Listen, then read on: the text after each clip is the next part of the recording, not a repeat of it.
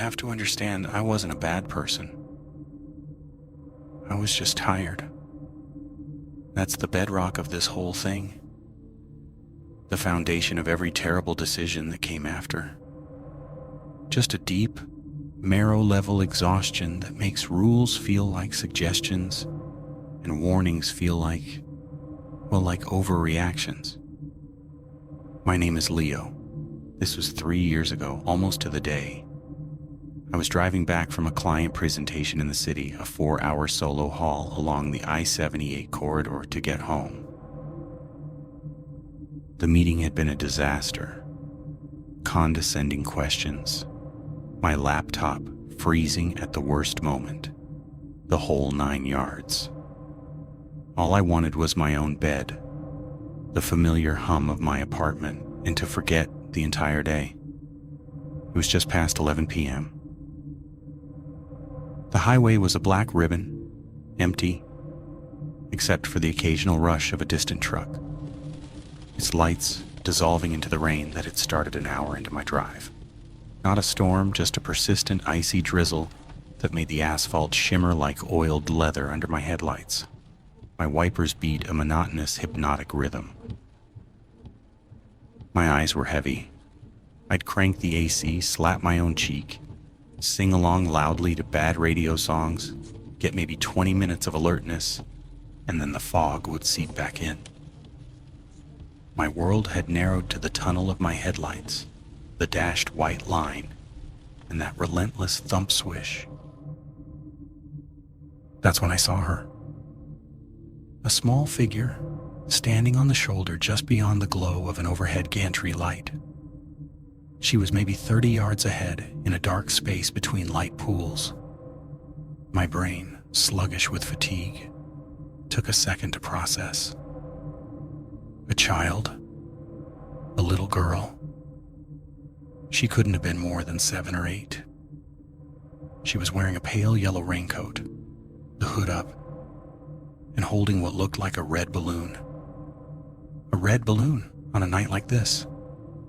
It was so ludicrous it cut through my stupor. I eased off the gas. She was just standing there, facing the traffic lane, perfectly still. The balloon string was tied around her wrist. The rain plastered the yellow plastic of her coat to her small frame. As my car drew closer, my high beams finally caught her face under the hood. Pale, impossibly pale. She was looking right at me, not pleading, not crying, just a direct, unwavering stare. Her eyes were dark holes in that white face. Every fiber of my being, every decent human instinct, screamed at me to stop, to pull over, to call the police, to help this lost, freezing child on a deadly highway at midnight. My foot hovered over the brake pedal. My signal light wasn't on, but I was already angling toward the shoulder. And then I heard my father's voice, clear as if he were in the passenger seat. A memory, sharp and sudden, from a driving lesson 15 years prior. We'd been on a similar empty road at night. He'd said, "Leo, listen. If you're ever driving alone at night, especially out here, and you see a child standing by the road, don't stop. You call 911 from the next exit, but you do not, under any circumstances, stop." I'd laughed. What, like a ghost story? His face, lit by the dashboard glow, was utterly serious. Maybe, or something worse, a lure. You stop for a kid and someone else is in the woods, or the kid isn't a kid. You just don't stop. It's not worth the risk. Promise me. I'd promised, thinking it was just his overprotective, rural-born paranoia. But in that moment, with the girl's face frozen in my beams, his words came back with the force of a commandment. My rational mind fought it. This is a real child? You're abandoning a real child, you monster? But another part, a deeper lizard brain part, was recoiling. The scene was wrong, the balloon, the utter stillness. The fact that she was alone, miles from any exit or town, the way she stood, not shivering, just waiting. My car slid past her. In the periphery of my vision as I passed, I saw her head turn to follow my car. That smooth, mechanical turn. I locked eyes with her in my side mirror. Her expression didn't change. She just watched me go. For a full minute, I drove in a state of nauseated panic. I was a coward. I had left a little girl to die. I fumbled for my phone, hands slick with sweat, to call 911. As I brought it up, the screen lit up the car. And in that faint light, I saw something in my rearview mirror that stopped my breath. 2 pinpricks of light, headlights. They were far back, but they were there. Another car. Relief, warm and immediate, flooded me. Someone else will stop. Thank God. I watched the lights grow steadily closer in the mirror. They approached the spot where the girl stood. I held my breath, waiting to see the telltale red glow of brake lights. The lights reached the spot and kept going. They didn't slow. They didn't waver. They passed right through her space and continued gaining on me. They approached the spot where the girl stood. I held my breath, waiting to see the telltale red glow of brake lights. The lights reached the spot and kept going. They didn't slow. They didn't waver. They passed right through her space and continued gaining on me.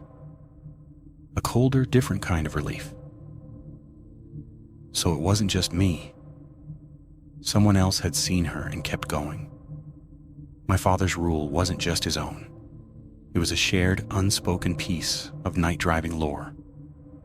I felt vindicated, but the nausea remained. The headlights behind me grew brighter, filling my car with their glare. This guy was coming up fast, too fast. I adjusted my mirror to get the light out of my eyes, but it was useless. He was riding my bumper. I could make out the outline of a large vehicle, an SUV or a truck, but the glare obscured the details. All right, I'll move over, I muttered, checking the empty left lane. I signaled and began to merge. The vehicle behind me mirrored my movement instantly, staying locked on my bumper. A jolt of annoyance cut through my fatigue. I sped up a little to create space. It sped up. I slowed down. It slowed down. We were now doing a bizarre synchronized dance at 70 miles per hour on an empty, rain-slicked highway. This wasn't just tailgating. This was targeted. My heart began to thump against my ribs. I tried to see into the vehicle, but its high beams were like twin suns, erasing all detail. I had a sudden irrational thought. It's not a different car, it's the same phenomenon. I tried one more thing. I hit my brakes. Just a quick, sharp tap. The vehicle behind me didn't react. It didn't swerve or brake. It just kept its exact distance. My tap should have caused a minor adjustment. Nothing. It was as if the driver hadn't seen it or didn't care about the collision. Or as if the lights weren't attached to a physical object that obeyed inertia. That's when the whispers started. Not from the radio. It was off. Not from outside. This was a soft, papery sound, like dry leaves skittering across a floor, but it was forming just behind my right ear, in the back seat of my own car. I couldn't make out words, just a sibilant, rushing murmur. I jerked my head around. The back seat was empty, shadowed. The whispering stopped. I faced forward again, my knuckles white on the wheel. Fatigue, stress, auditory hallucination. I recited the rational explanations like a prayer. The whispers came again, louder this time. They seemed to emanate from the passenger seat. A child's voice, but stripped of all warmth, all inflection. It wasn't speaking words. It was mimicking their shape. The sound of language without its meaning, and underneath it, the faint plastic sound of a balloon rubbing against cloth. I screamed. I couldn't help it. A short, sharp bark of terror that echoed in the sealed car. I swerved violently, the tires chirping on the wet pavement. The headlights behind me swerved in perfect unison. And then, the smell. A wet, earthy smell, like freshly turned soil and rotten pond water. It flooded the car, overpowering the scent of my own sweat and the stale AC. It was the smell of a grave after a rainstorm. I was sobbing now, openly. "What do you want? Leave me alone!" As if in answer, the headlights behind me changed. They didn't just brighten. They bloomed. The light became a solid, blinding wall of white, consuming my mirrors, my windows, flooding every inch of the car's interior with a painful, sterile radiance. The whispering rose to a chorus of dozens of those flat, dead child voices, all hissing their non-words at once. The smell of rot thickened.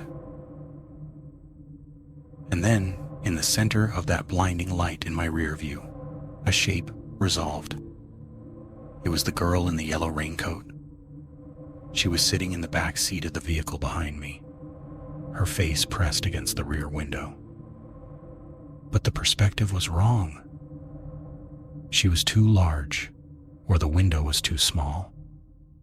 Her pale moon-like face filled the entire frame, those dark eyes fixed on mine in the mirror. And she was smiling, a wide, gash-like smile that showed small, pointed teeth. I did the only thing left to do. I shut my eyes. I know, driving blind at highway speeds in the rain, it was suicidal. But the alternative, to keep looking into that light, into that face, felt like a deeper kind of death. I counted. 1 1,000, 2 1,000. The car felt unstable beneath me. 3 1,000. The light vanished. It didn't fade. It was just gone. The oppressive glare was replaced by the normal, comforting darkness of the rainy night. The whispers cut off mid-hiss. The smell dissipated, leaving only ozone and my own fear. I opened my eyes. The road was clear ahead. I checked the rear view.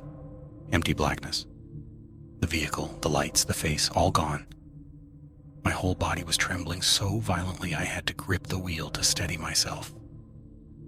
Up ahead, a green sign glowed in my headlights. Next exit, 2 miles Linton Springs. I'd never been so grateful to see a sign in my life. I didn't care that Linton Springs was a nowhere town. It was lit. It had people. It was off this godforsaken highway. I took the exit at a speed that made my tires squeal. The ramp curved down into a small, sleepy town that looked like it had been preserved in amber around 1972. A single traffic light, blinking yellow, swayed in the rain. A closed gas station, a shuttered diner, a few darkened houses. But there, on the main street, was a beacon, a 24-hour truck stop, its fluorescent lights a buzzing, beautiful sanctuary. I pulled into the lot, parked crookedly between 2 hulking semis, and killed the engine. For a long time, I just sat there, forehead pressed to the steering wheel, listening to the tick-tick-tick of the cooling engine and the patter of rain on the roof. Real sounds, solid sounds. I needed to talk to someone, to prove I was still in the world. The truck stop diner was mostly empty, a lone trucker at the counter, a waitress refilling coffee. The bell on the door jingled as I entered, and they both looked up. The normalcy of it was almost painful. I slid into a booth by the window where I could see my car. The waitress, a woman in her 50s with a name tag that read Darlene, brought me a menu and a coffee without asking. Her eyes were kind but tired. "Rough night, hun?" she said, her voice raspy from cigarettes. "You could say that," I managed, my voice sounding alien to me. I took a gulping sip of the scalding coffee. "Quiet around here." "Always is," she said, wiping the table with a cloth. "'Cept when it ain't." She gave me a look I couldn't quite decipher. "You come off the interstate?" I nodded. "Yeah." "I thought I saw something weird back there, on the road." Her wiping slowed. She didn't look surprised. "Around mile marker 142? A chill that had nothing to do with the rain traced my spine. I didn't see the marker. A little girl in a yellow raincoat with a balloon. Darlene's face went still. She glanced over at the trucker at the counter, who was watching us now. He was a big man, grizzled, with a network of veins on his nose. He gave a slow, almost imperceptible shake of his head. Darlene looked back at me. "You didn't stop, did you?" "No, my dad told me not to, a long time ago." "Smart dad," the trucker rumbled from his stool. His voice was like gravel. "Stupid gets you dead on that stretch." I turned in my seat to face him. "You know about it? What is it?" He exchanged another look with Darlene. She sighed, pulled out the chair opposite me and sat down. She spoke quietly, leaning in. "This is hitchhiker country, son. Always has been, but not the living kind. The stories, they're older than the highway. They paved right over the old trails, the burial grounds, the places kids used to disappear. Sometimes the things that were lost, they find a way up to the new road. They look for a ride." "A ride to where?" I whispered. "Wherever you're going," the trucker said, standing and walking over. He dropped a worn leather wallet on the table and slid in next to Darlene. His name, stitched on the wallet, was Hank. They hitch a ride in your mind first, then, if you let them, in your car, then in your life. You saw the pale child, the one with the balloon. She's persistent. "What happens if you stop?" I asked, though I dreaded the answer. Hank's eyes were bleak. "You ever heard of a car found running, doors open on the shoulder?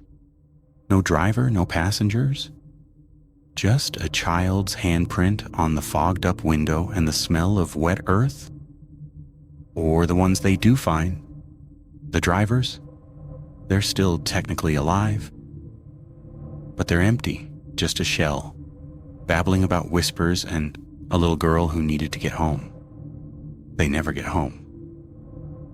Darlene reached out and put her hand over mine. It was dry and warm. "You did the right thing by not stopping and by coming here. This place," she gestured around the diner, "it's on neutral ground. An old confluence, the things on the road. They don't like the lights here. But you're not out of the woods yet." "What do you mean?" "She saw you," Hank said bluntly. "You made eye contact. In our experience, that personalizes it. You're not just a car that passed by. You're Leo, who looked her in the eye and drove away. She might try again." "How?" My voice cracked. "I'm not getting back on that highway tonight." "It might not be on the highway," Darlene said softly. "The ride has started. She hitched a piece of herself to you when you saw her. The whispers, the smell, that was her getting in. not all the way, but a foot in the door. The coffee churned in my stomach. How do I get her out? Hank leaned back, his frame creaking. There's no manual for this, kid. But the old-timers, the guys who've driven these roads for 40 years, they talk about rules. You already followed Rule 1? Do not stop. Rule 2 is, do not take anything from her. I didn't. Did she offer you anything? In your mind? A thought that wasn't yours? I thought back to the blinding light, the panic. No, I don't think so. Rule 3, Darlene said, her voice dropping even lower. Do not say her name. I don't know her name. She might try to give you one. Don't accept it. Don't repeat it. Names have power. They're like coordinates. They tell a thing where to find you, always. I felt a hysterical laugh bubbling up. This was insane. Sitting in a truck stop diner at 1 a.m., being given supernatural road rules by a waitress and a trucker. But the smell of wet earth was still faintly in my nostrils, and the echo of those whispers felt etched into my skull. I believed them. What's Rule 4? I asked, almost afraid to know. Hank and Darlene shared a long, heavy look. It was Hank who finally spoke, his words measured and grim. Rule 4. You have to outlast the night. She's strongest in the dark on the road she knows. Dawn confuses them. The boundaries get firm again. If you can make it to sunrise without letting her all the way in, the ride is over. She'll have to look for another. So I just stay here until morning? Here is good, Darlene nodded. Lots of light, lots of history. You're safe in here. I spent the next few hours in that diner booth. Darlene kept my coffee full. Hank eventually went back to his rig to sleep, but not before clapping me on the shoulder and saying, "Stay sharp." I watched the rain streak the window. I watched the blinking yellow light at the intersection. I tried not to think, but my mind was a trapped animal, circling the events on the highway. Around 3:30 a.m., the exhaustion hit me like a physical wave. The adrenaline had burned off, leaving a hollow, shaky fatigue. My eyelids were lead weights. I knew dozing was a bad idea. Sleep felt like a vulnerable state, a lowering of defenses. But I was fighting a losing battle. I must have drifted off for a second because I jerked awake to the sound of a child's laughter. It was clear and bright coming from outside the diner. My heart seized. I looked out the window. Under the street light at the empty intersection stood the girl in the yellow raincoat. Her back was to me. The red balloon bobbed gently in the rain above her head. She was playing hopscotch on the wet pavement, hopping on one foot, on squares only she could see. Hop, hop, hop, then a little skip.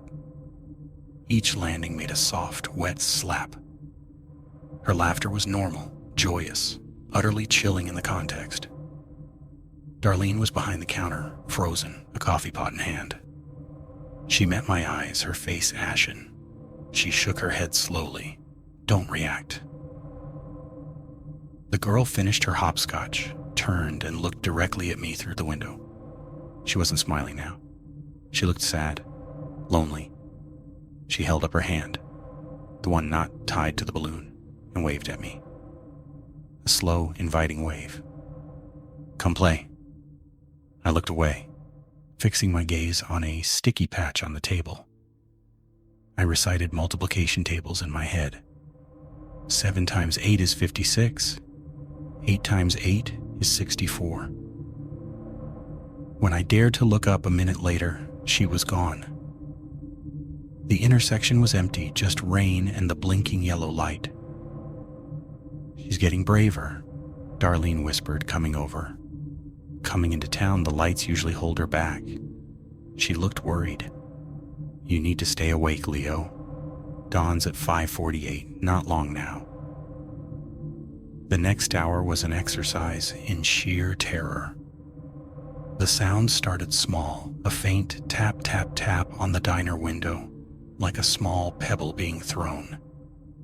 Then the smell of wet earth would waft through the heating vent. I'd hear the scuff of a small shoe on the linoleum behind me. But when I turned, there'd be nothing. Darlene heard it too. I could see her tension in the set of her shoulders. At 4:55 a.m., the lights flickered, once, twice. Then they went out completely, plunging the diner into near darkness, lit only by the emergency exit sign and the faint glow from the kitchen pass-through. The silence was absolute. Even the hum of the coolers had died. Then, from the very center of the dark dining room, a small, clear voice spoke. It was no longer a whisper. It was a little girl's voice, sweet and pleading. "I'm cold, my feet are wet. Can I come in? My name is..." "No!" Darlene and I shouted in unison. We both clapped our hands over our ears. I squeezed my eyes shut. Don't hear the name, don't hear it. But the voice wasn't in the room. It was inside my head, bypassing my ears. It slithered into the space behind my eyes. "Lily. My name is Lily. I just want to be warm, Leo. You left me in the rain. That wasn't very nice." I groaned, pressing the heels of my hands against my temples. "You're not real. You're not real. I'm as real as the fear in your throat, as real as the memory of your father's voice. Let me in, Leo. I can show you where the other children play. It's always summer there. No more tiredness. No more long drives." An image bloomed in my mind, vivid and alluring. A sun-drenched field, wild flowers, the laughter of children. A profound sense of peace and rest beckoned. All I had to do was say yes, say her name, invite her in. It was so tempting to end the fear, to rest. From the kitchen, I heard Darlene's voice, shaky but strong, singing a hymn. Amazing Grace, how sweet the sound.